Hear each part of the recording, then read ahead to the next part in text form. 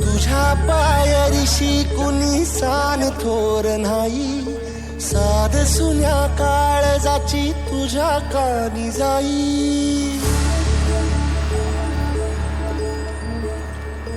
हे तरी देवा शरण यो भोग कशा पायी, हरवली वाट दिशा अंधारल्या धाई. व वाळूनी उधळतो जीव माय बापा, वनवायोरी पेटला खेळ